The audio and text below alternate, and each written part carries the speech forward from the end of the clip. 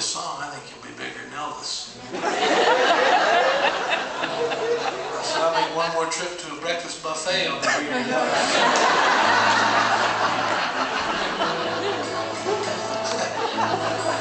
But I promised him I'd write it, someday. And I never did. And sadly enough, he passed away, and I never honored that request. Still, many years went by, probably 6 or 7 years went by, and I had still not written that song. And I was working with Rodney. We were going to make a record together, throw a band, and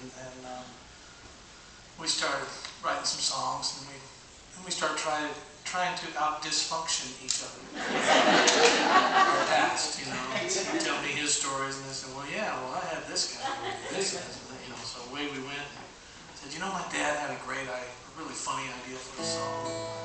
And I told Rodney about it, and he said, hell, that's better than anything we're working on. So we finished it.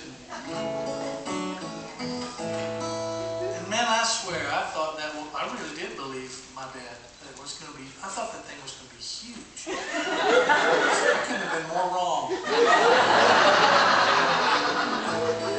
I am not a great prognosticator, is that the word? Predictor? I always predict the dumbest stuff. But anyway, we recorded it and put it out. I thought it was going to be popular, like Why Don't We Get Drunk and Screw? Redneck Mother, or one of those that was going to be sung in every bar in the world. It just laid the biggest egg. The saddest part was we did do the video. Yeah.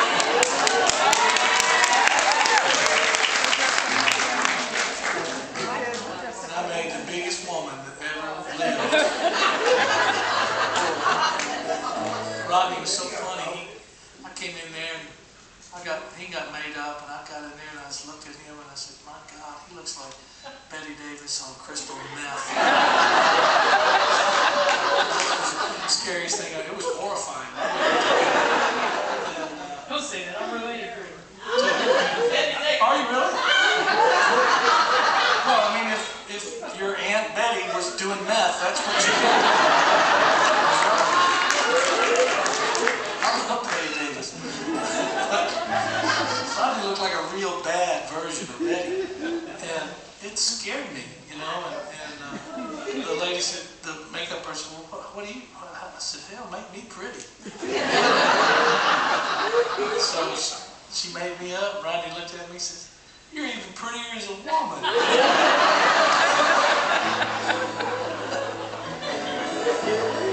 God almighty, what an embarrassing day.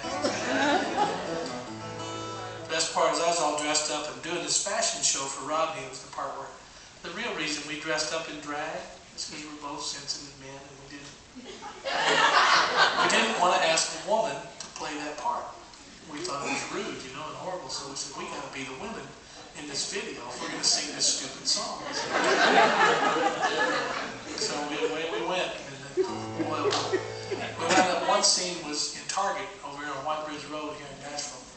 And it was the scene where I did about 12 wardrobe changes, knockers up there. No front hair, it was horrible. And Target was open while we were These two women were peeking over and looking, and I saw one of them say, isn't that Alan Jackson? I looked at her and I said, yep. She really did. But I wasn't so disappointed that the song died, but I sure am embarrassed that we made that video.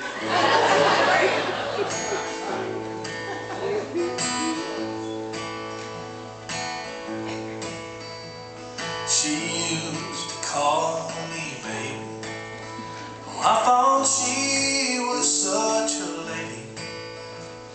But my, how things have changed since time's moved on. I give her my last dollar, but now all she'll do is holler Oh, my life has become a country song. I've learned she can resist me. By the way she always disses me, and comes to bed at night with that cold cream on.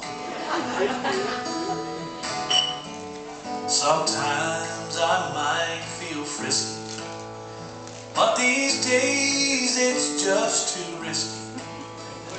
Oh, it's hard to kiss the lips at night, chew your ass out all day long. All day long, it goes on and on. If a tree fell in the forest and she didn't hear it, would I still be wrong? Well, I guess I should admit it. She ain't ever gonna quit it. Oh, it's hard to kiss the lips at night, chew your ass out all day long. Reach on.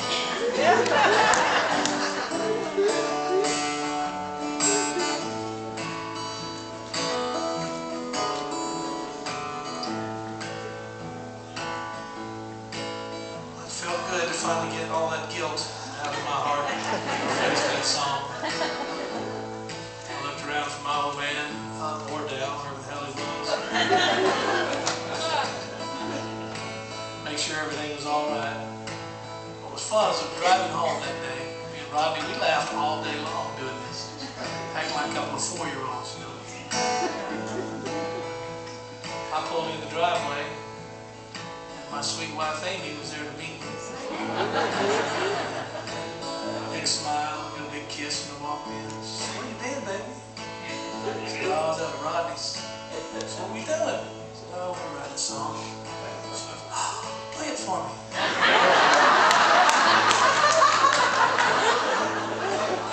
I said, "Well, I don't really remember it." So we just got an idea going. We didn't just mess around. We don't really get finished with this. She said, "Oh, come on, sing it for me, baby." I said, "Well, come on. Against my better judgment, I sang this song. My wife Amy, one of the more popular Christian singers. I got finished. Her smile was nowhere to be found. She looked at me and said, "What's that about?" I said, "Oh, we just thought it was funny." She said, "Oh, you keep thinking that." I've been thinking that all night, right over there on the couch. I said, "I didn't write that song about you. We ain't been married long enough." So that was my daddy's idea before he died. I promised him I'd write it someday. And Rodney and I were out there having a ball today. We started telling stories, and I told him a story about my dad. This idea that he'd always had and wanted me to write, and I never did. So today I finally did. And so she said, "Oh, okay, well, all right then. I'll be back in the house. Everything is all right." Here's what's funny. Rodney just called.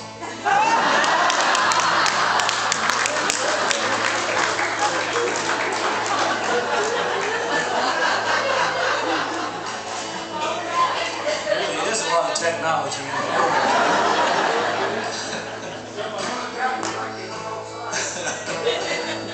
Anyway, I got feeling better, and Amy was happy again. And I got to thinking about, well, where did the idea for this song come from? It was my dad's, you know? That's when it dawned on me that evidently this silly song was inspired by my sweet mother. She hates this song. Well, I remember when her eyes were so blue and shiny. But man, you ought to see what's happened to her hiney. That thing's gotten big enough to land a small plane on.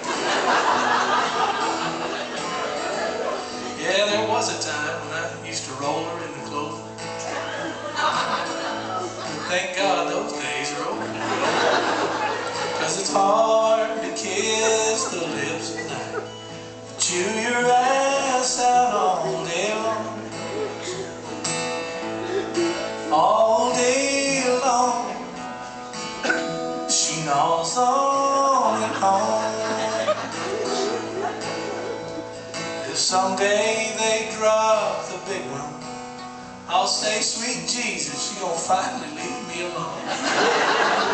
Well, it's alright if we say, 'cause the radio won't play it. Oh, it's hard to kiss the lips at night, chew your ass out all day long. Sing it with me. You got the guts. It's hard to kiss the lips at night, chew your